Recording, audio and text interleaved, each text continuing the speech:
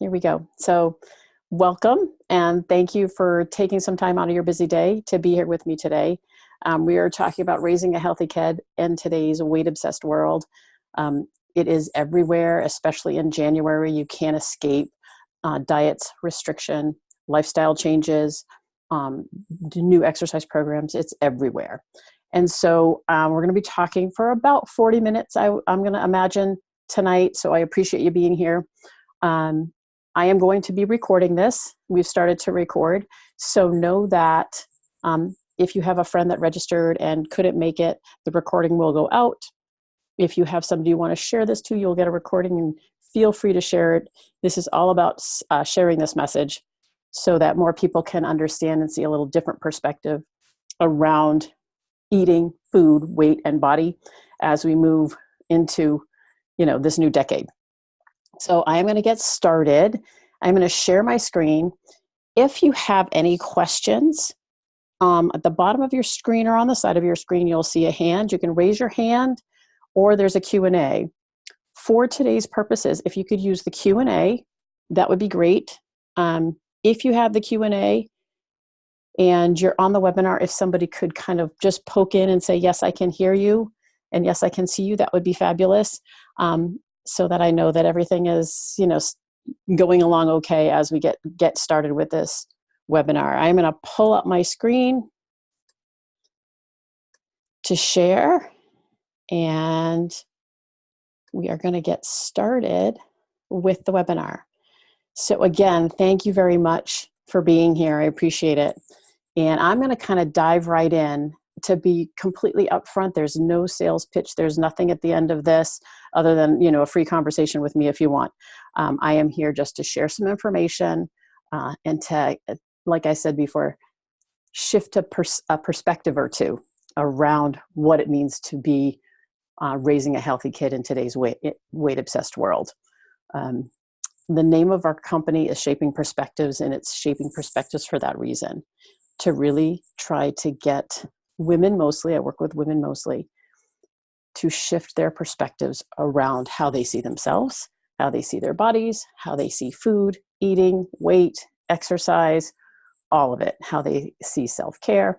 So that's what we're going to be talking about. So thank you so much for being here. I greatly appreciate you being here with me tonight. And like I said, be about a half hour to 40 minutes. I sometimes get long-winded or tell stories, so it might go a little bit longer. So hang in there with me. And again, thanks for being here. And you're in the right place. If you're a mom, a dad, a grandparent, teacher, leader, coach, you work with children or around young people, and you want to make a difference and see a difference with the kids in our society. So the topic or the title of the webinar is Raising a Healthy Kid in Today's Weight-Obsessed World. So what is health anyway? So I wanted to start out by kind of talking about health. It's a state of physical, mental, and social well-being, a person's mental and physical condition. So we want to make sure that we break it apart and we know that we're talking physical, emotional, and social, not just physical. I think sometimes it gets misconstrued that health is just our physical health, but it's all of it. It's the big picture. And for today, we're going to focus on how society's obsession on body weight negatively impacts our country's mental, physical, and social health. You can't go anywhere today and sit in a coffee shop and not hear someone talking about the latest diet that they're on, or the latest workout thing that they're doing, or how they, or a community of people talking about themselves in a negative way. So it's everywhere. And what we as parents, teachers, coaches, leaders can do to try to shift the perspective and start to see people beyond their physical bodies. The physical body is the first thing that we see. How can we see beyond that? And what does that look like to see beyond that? And what does that look like to change our own biases, if we have biases ourselves around weight or religion or political affiliation or any of those kind of things? It's kind of a if you want to broaden that a little bit. So Today's objectives, we're going to introduce a new way and a different way to become a role model in today's world. Learning why diets and restriction are not the answer. If I'm not feeling good about my body, the first choice is a diet. So we're going to talk about that and how that can lead to low self-worth, low self-esteem. We're going to increase our awareness on how our own behaviors impact the next generation. One of the studies that I recently had seen, and it talks about the correlation between a mom's own food and body and dieting behaviors and daughters as young as 5 having the same beliefs around eating and food and weight. And so parents in those early years are the biggest role model, have the greatest influence over our children and what they start to believe when they're young. And then encourage a zero tolerance policy on the judgment of bodies. And how can we do that? And what does that look like?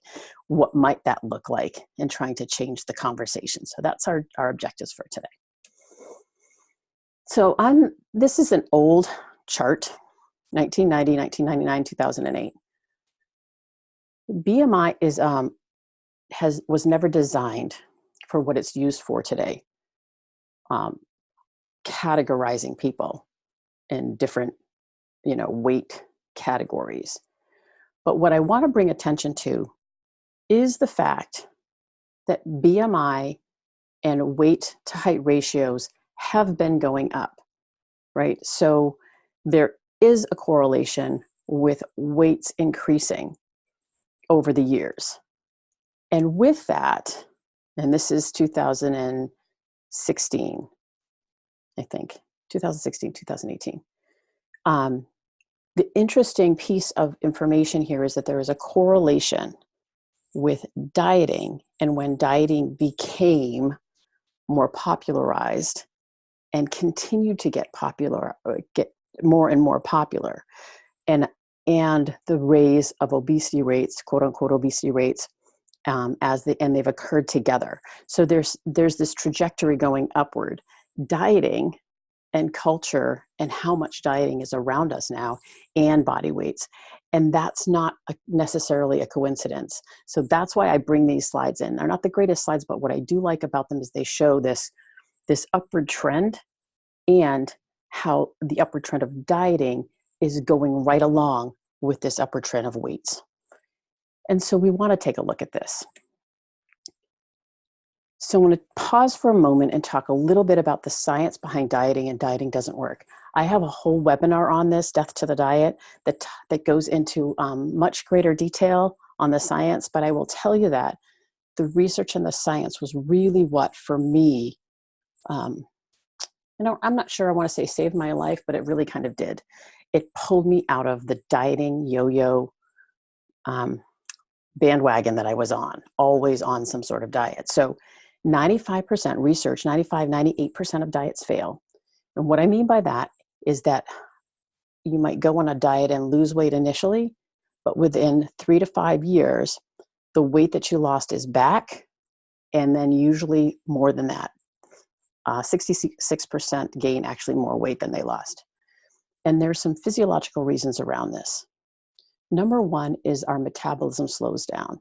So if our body isn't getting enough energy for its requirements, it's going to kind of protect you. So the metabolism just slows down a little bit to kind of match what you're putting into your body. That's why in the beginning of a diet, weight loss happens, and then you start to plateau. And then if you go off the diet, that's why weight loss increases up, because the metabolism is still low.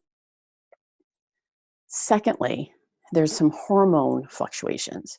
Our hunger hormone, ghrelin, increases. So your body actually is telling you, hey, I'm hungry, please eat some food. I need some more food. And your fullness hormone, leptin, decreases, so that when you do eat, your body does not signal that you're full, which means you tend to eat more. A classic example of that is if you don't eat enough during the day, you go home and you eat something at dinner time, and then you're just not satisfied. You're not full, you're not satisfied, so you kind of graze for the rest of the night or binge or eat more all night long because your body's just not telling you you're full. And then There's also, with those two hormone shifts, the third hormone that shifts is cortisol. Cortisol is our stress hormone. That increases with restriction or overexercising. What does that do? Signals the body to hold on to weight. It's a protection mechanism. So it's no wonder that dieting doesn't work. We have all these things physiologically working against us in our bodies. And the dieting industry is a $72 billion a year industry. Those are new stats from last year. Just a few years ago, it was $60 billion. So it is steadily increasing. Brilliant business model, right? Lose weight, gain weight, lose weight, gain weight, going back in and out of trying something new. Always, I call it the golden ticket, always looking for something else. Oh, maybe that's the one that'll do it. So it's important to understand that dieting doesn't work, because we're going to talk about some of the stats with kids today and children, and why we need to find a different and better way to move through this. The desire to be thin has its greatest growth between ages of 5 and 8. This is a horrifying stat to me. Kindergarten to third grade. That's when kids leave home. They're in a different environment. So there's a social component, right? So if you don't look like the other kids, socially, you might start to feel isolated. Within that, if you don't, and also within this, and you'll see further on, the different beliefs that kids have, they're all coming in from different families with different beliefs that they've grown up with. So we have these beliefs and behaviors around bodies that are already coming in, and then they're dispersed. And so it's no wonder 5 to 8 years old. And then 81% of 10-year-olds are afraid of being fat. I had a quick stat here that I wanted to share with you, that 51% of 9 and 10-year-olds feel better about themselves if they're on a diet. This is a new stat, just 51%. That's half. Half of 9 and 10-year-old girls feel better if they're on a diet. 81% of 10-year-olds are afraid of being fat. Girls who diet as teenagers, 3 times more likely to be overweight 5 years later. And that makes complete sense if we know that diets don't work, and that you usually gain, 2/3 of the time, you usually gain more weight afterwards. We're going to talk a little bit more about some of the other things that come into play. And then the number one wish for girls. Now we've moved from elementary school into middle school and high school, wish they could be thinner, and for boys to be more muscular. No one gets off scot-free here. There's an image, an idealization of a certain type of body. It's in movies, it's in magazines, it's on the TV, it's in social media, it's within the school system and in your classes. So really understanding that this is everywhere, we have to come at it with something different. We have to have a solution. We have to have something that we can start to fight this with, because this has been trending this way. And so we're kind of fighting that uphill battle. Surveys reveal in middle school, so you can read this, 30% of girls, 24% of boys. Bullying, teasing, rejection because of their size, which increases in high school. So I want to go back to our first slide of health: physical, emotional, social health. This flips us right back there. If a child is being bullied, there's an increase in stress level. What are they going to do? Really, two different things. They're going to search for a diet to change who they are because they're not good enough as they are, or they're going to search for comfort because they are feeling low self-worth, low self-esteem, and high stress on top of it. So their body's already kind of fighting against them. So this is not social health. This is not physical health. for the body because of the cortisol and the stress. So there's a different way of linking and thinking about this as we move forward. But it's that the interesting thing here is when a child is bullied, they're going to turn to something that's going to comfort them or a solution. And the only solution that we have right now is dieting, restriction, and exercise. And how can we look at this from a different perspective and a bigger, have a bigger picture around it? So I want to tell you a little bit about why, I get kind of fired up around all of this.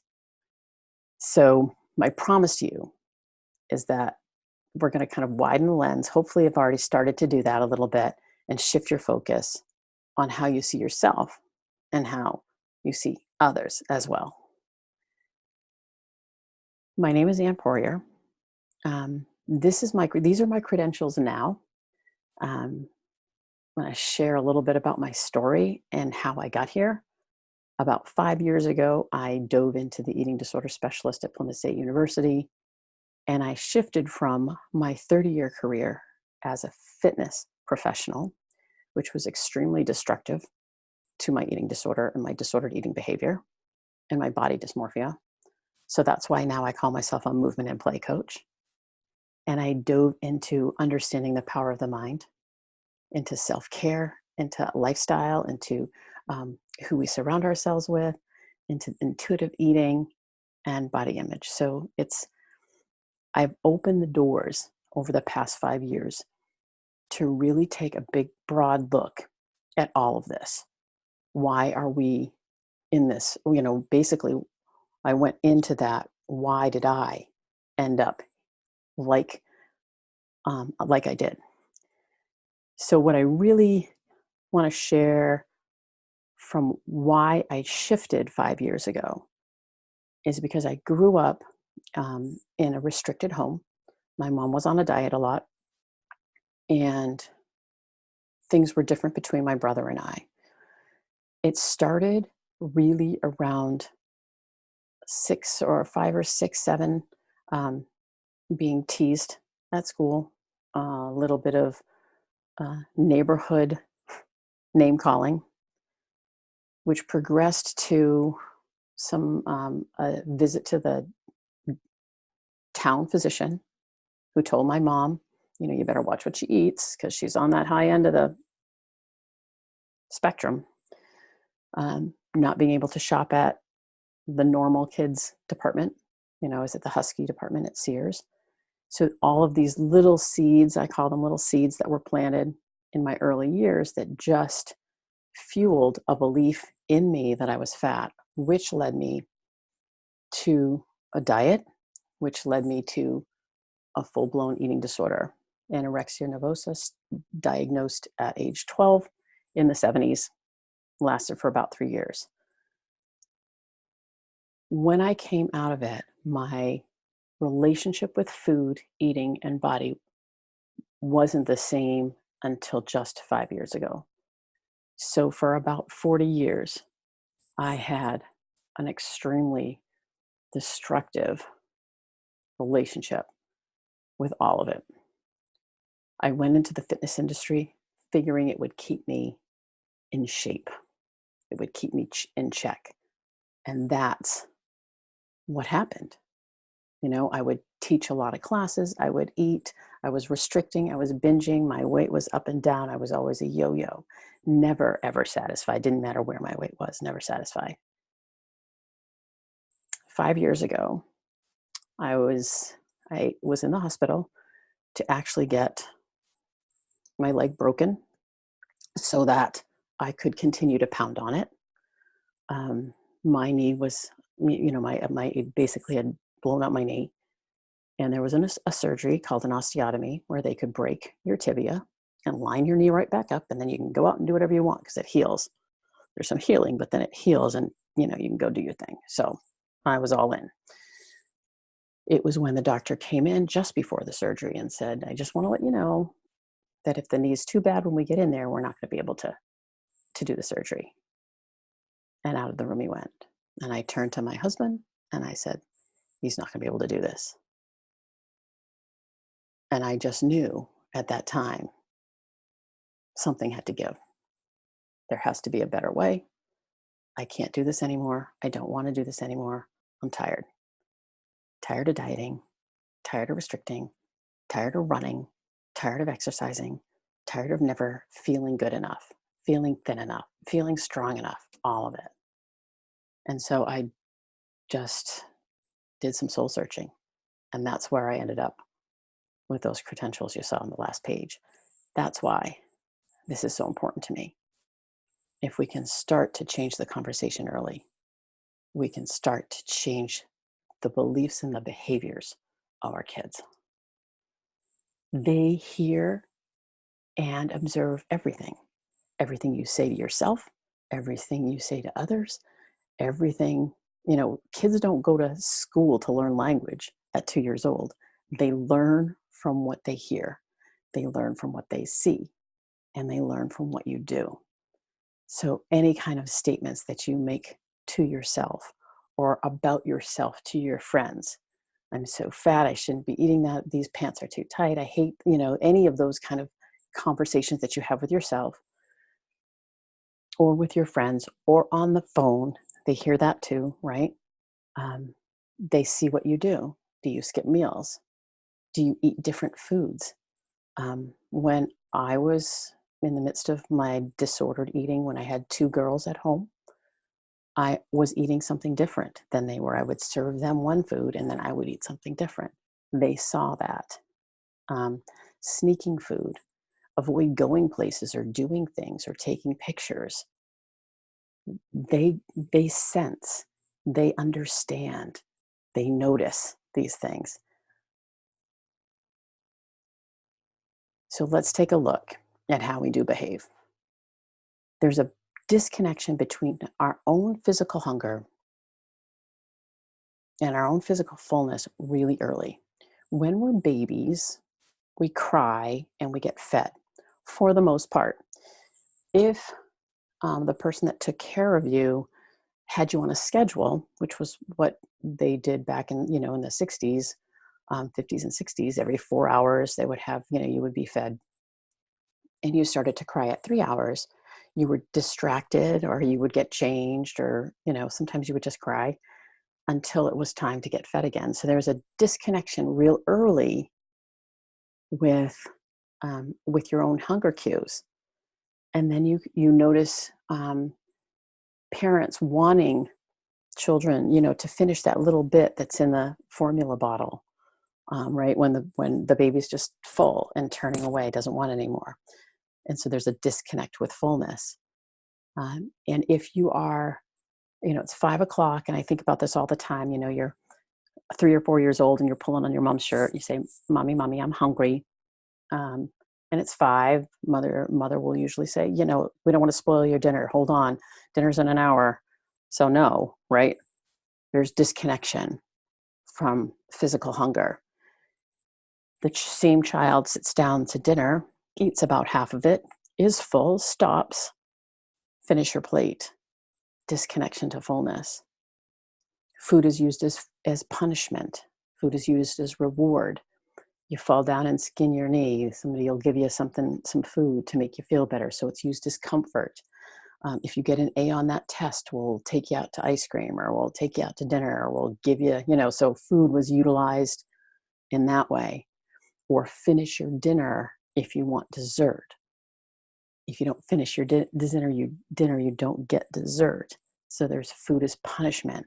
So just noticing these kind of disconnections that we have or that we may be teaching, and I will take full blame to be doing all of this to my poor girls.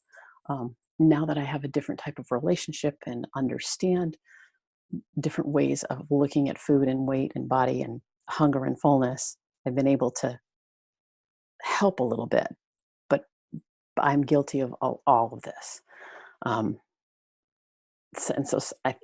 What I hear sometimes is, oh my gosh, I've like ruined my kids. And that's not what this is about at all. It's about, let's take a look back, and how can we shift the way we think about it now, and really start to tune into our bodies What does hunger feel like for me? What does comfortable fullness feel like for me? And how can I work with that and teach that to my children or to the young people in my life? A little more research. Being punished or singled out because of your weight or your body size can lead to these things: overeating and binging, restricting and dieting. It's no wonder. Being singled out, what does that mean? Being singled out would be very similar to how my brother and I grew up. He was thin and could eat pretty much anything he wanted. I was heavier, and things were restricted, or things were, I didn't get as many or as much, or was said no to more. So it was singled out because of what I looked like, my body size. Because of that, it leads to this lack of autonomy. So it could lead to this overeating or binging or sneaking of food, or it could lead to that lack of self-worth and being more restrictive on the other side, restrictive and dieting. Also, if a child is restricted, the feelings of shame and frustration, resentment, even, right? Anger, isolation, all these lovely words. I will say more than half of the clients that I work with today were sent to Weight Watchers somewhere between the ages of 10 and 12. Were sent or brought with their mom to Weight Watchers between 10 and 12. So restriction started early. So there's no wonder there are feelings of shame. Not good enough, not enough. Um, I'm not right in this body. This body is not right. I have to change my body in order to be liked, in order to be seen, in order to be heard. And this restriction, early restriction, leads children to take two different paths. Sometimes they take these two paths and they might intertwine. So they might be taking one path and then that's not working and it crosses over to the other path. And then this path works for a while and then it crosses back up. So there's two of these two kind of distinct paths that we're going to talk about, but they also intersect. The chronic dieter or the chronic rebeller. If I'm teased at school, um, if I'm treated differently at home, if I don't look the way I think I should look, most likely I'm going to try to change it somehow. So I may go on a diet. We already talked about what happens with dieting, leptin, ghrelin metabolism. So we don't need to go there. The other side is this chronic rebeller. Don't tell me what to eat. Hands on the hips. I'm going to eat what I want. If they're restricted, it'll flip it back and back turn on you, and they'll end up snaking food. I think about being restricted. Anytime you would go to a friend's house, you'd be in their cabinets looking for what they had to eat that you weren't allowed to eat at home, right? But these are kind of these two paths, either dieting or rebelling. Like me the way I am, or I don't care about you. And it's personal autonomy. And why wouldn't a child jump into that? Especially if they're being, they've been bullied, or they're bullying themselves. They realize that they can't do it. They've failed. They can't, no matter what they do, it doesn't work. So they swing to the side of the chronic rebeller. So what do we do, right? It's our responsibility to teach our kids how to eat. It's not healthy if our children are overweight. They need to be taught how, when, what to eat.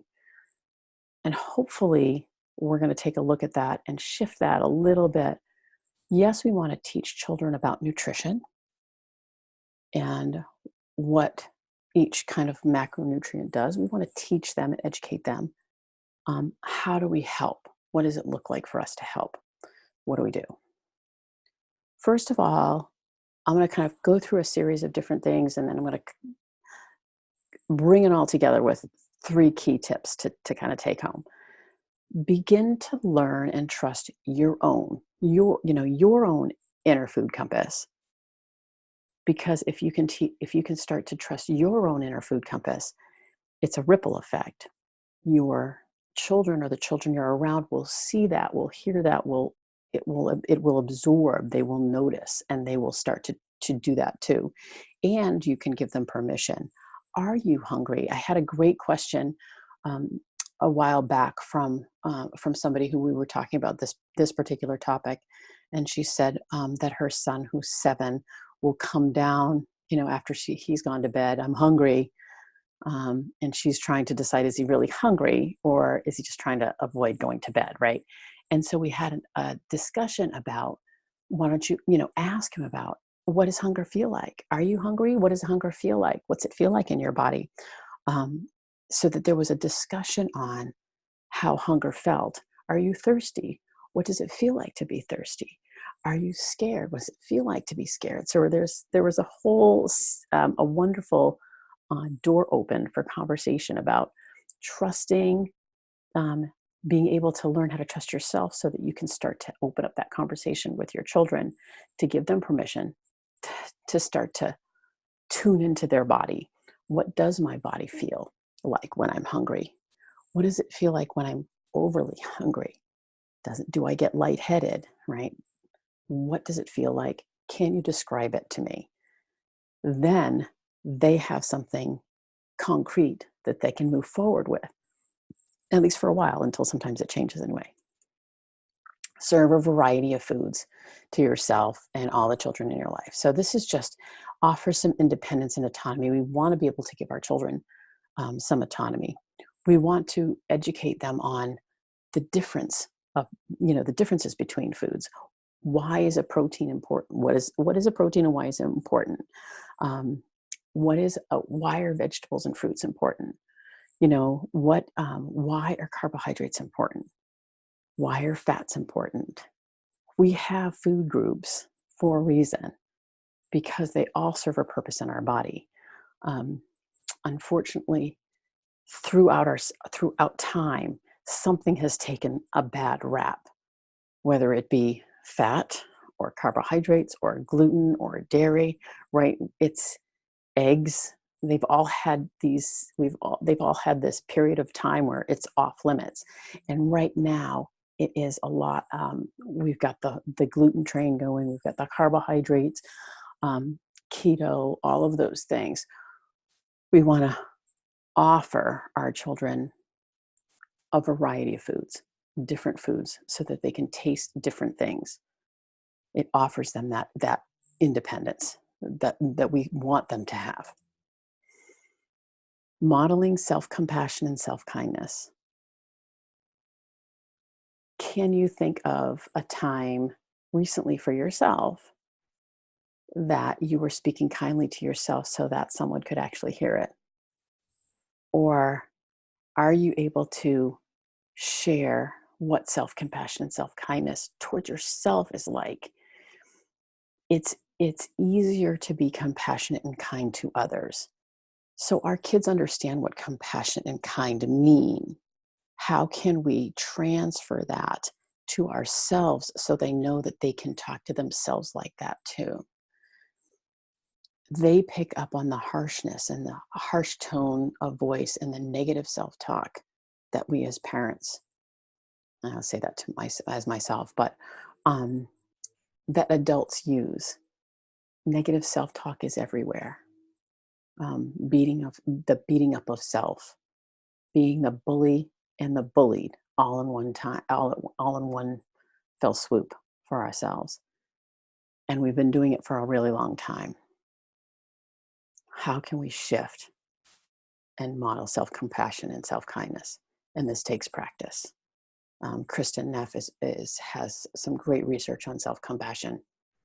There's a lot of different resources out there to start to shift to self-compassion. One of the easiest ways to start to do this is starting to create a practice of gratitude, because a practice of gratitude slides you into self-compassion and self-kindness a little bit easier. It allows you to start to talk to yourself differently. Be aware of how you talk to yourself or act when you're with family or friends. Dieting, negative self talk, any kind of restriction programming is a connection point for people. If you're not talking about dieting or what plan you're on, you can sometimes be isolated out of a social circle at this point in time. How can we change the conversation?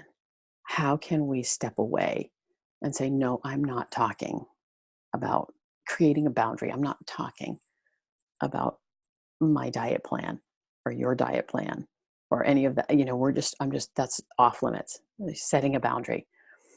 So just become aware of how you talk on the phone, with friends, with family, and how you act. One of the really interesting things, because I'm going to kind of pull it together in these two slides, realizing how your own thoughts and words are noticed and heard by others. When it comes to communication, it's really interesting. Words, the actual words that we say, are only about 7% communicated between two people. 35% of it is tone. So we have 7-ish percent is words, the words that we say to somebody. 35% of the communication or the understanding of the communication is tone. And then the other 55% is body language. What does it look like when somebody says something to you? So it's no wonder that emails and texts get misconstrued, because we can't see tone and we can't see body. We are only getting about 7%. We can get a little with emojis and stuff. But you can say the same words and have a different tone, and they have completely different meaning. And I think about looking in the mirror. Yeah, I'm beautiful. Or looking in the mirror. Yeah, I'm beautiful. Right? A whole different interpretation of that. And thinking that putting on an outfit, looking into mirror without any language at all, shoulders slump, that's a communication. Shoulders come up, that's a communication. So thinking about what different kind of things that we communicate without really even noticing it. So really becoming aware of your own thoughts and words and how they're impacting those around you. And then noticing how often you comment or compliment on people's weight. It's the first thing that's said. Oh, wow, you look great. Have you lost weight? Before anything else. And the thing that we need to remember, people can lose or gain weight for many different reasons. It could be for stress, medication, grief, illness, depression. That can swing a person's weight up or down. You look great, you've lost weight. And if somebody's going through a divorce, someone's lost somebody, someone's had to start a new medication or was diagnosed with something, it could be devastating to a person, which we don't realize. I always think about, the college freshman who comes home from college, after their first semester, whether they've gained or lost weight is the very first thing people notice and comment on, either to them or to others, without taking into account all the other wonderful things that probably happened during freshman year. I started this, I did this, or horrible things that happened, right? That could be talked about and supported and loved versus what their body looks like. So really noticing how you approach somebody. People will always ask, like, what else can I say? Oh, so great to see you. Oh, I love your smile. You're such an inspiration to me. I love how passionate you are. What kind of things? I'm so lucky to have you as a friend. Those kind of, things that we can say to somebody that we first see. I just always say, oh, so great to see you. I've missed you, or something like that, where it's just a connection of soul to soul versus body to body. So let's talk about the 3 key tips. Thank you so much for being here. And I'm going to come into questions here in just a moment. 3 key tips to take home. Lead by example. Number 1, first and foremost, become a role model. Our children watch and they learn by what they see. And the 2 pieces of this would be eating intuitively without judgment, tuning into your own body, right? Without judging. I shouldn't have that piece of cake, or I can't have that piece of cake because I didn't exercise today, or because I had that cake, I have to go out and take get to the gym tomorrow. So that's judgment. If we connect a behavior with a piece of food that is quote unquote bad, that's judging a particular food.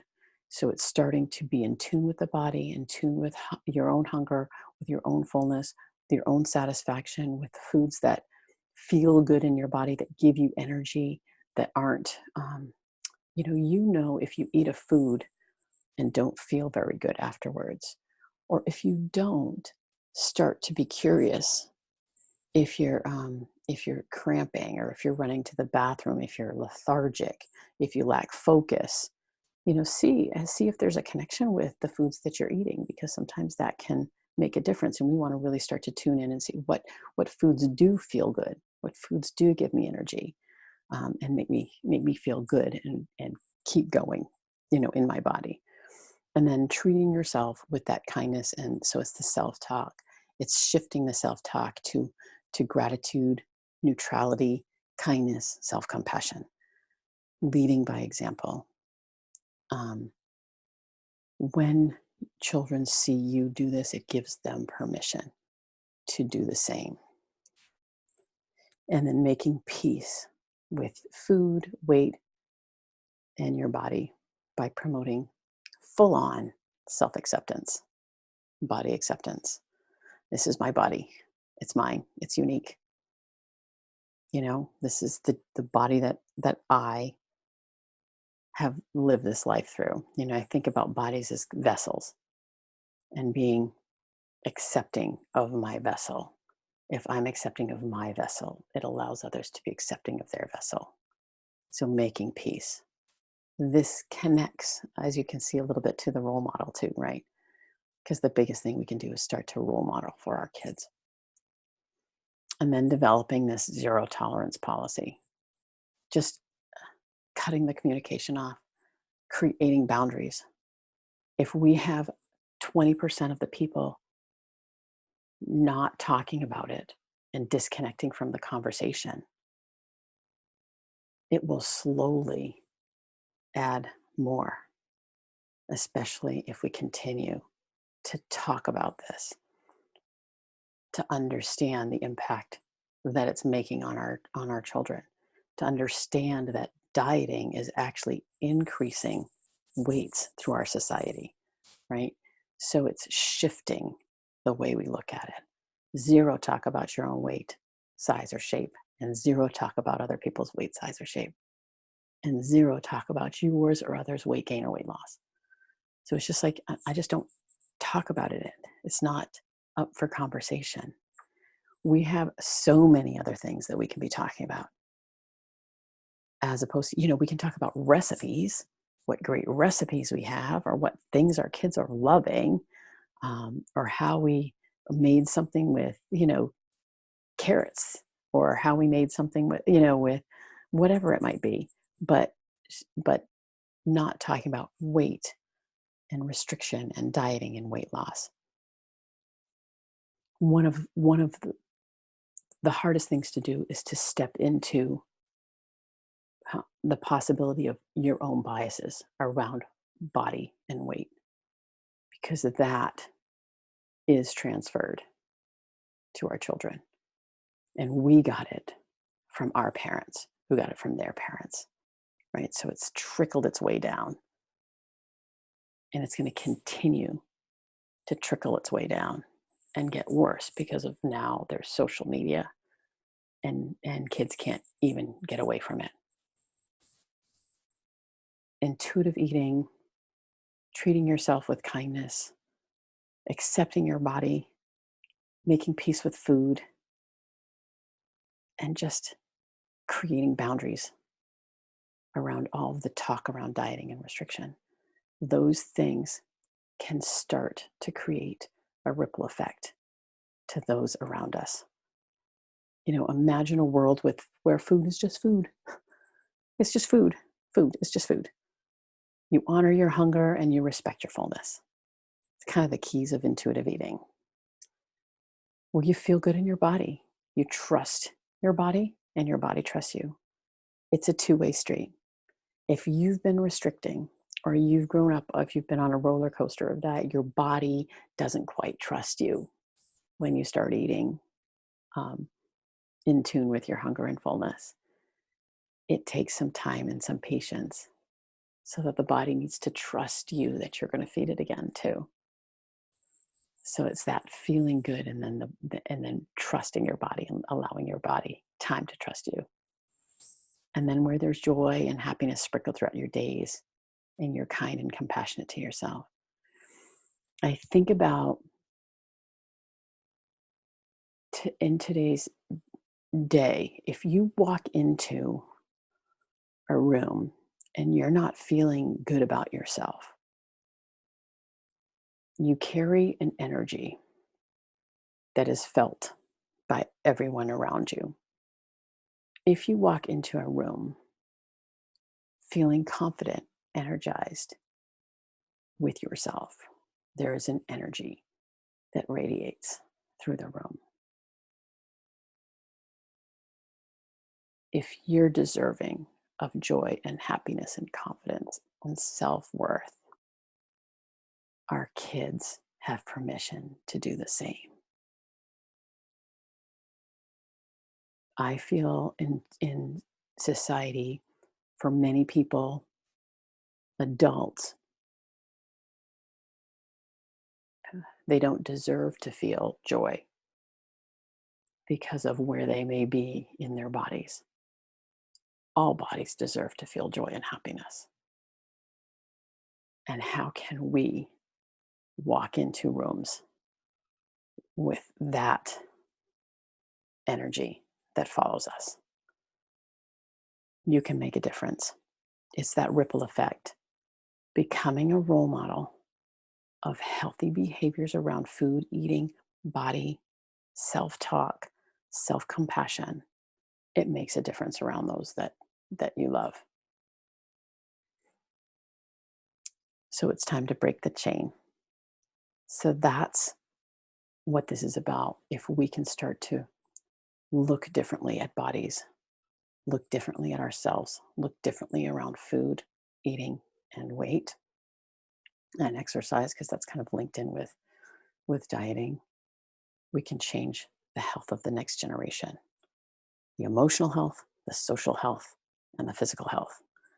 So if anybody's interested in, what does it look like, or want some support or guidance in becoming a role model, email me at Annie@shapingperspectives.com. We'll set something up for a free call. Anybody that's on this, just get a free conversation. Let's talk about how you can start to shift and move yourself into becoming a role model, a healthy role model for the kids in your lives. I'm going to stop the share now and come back to you.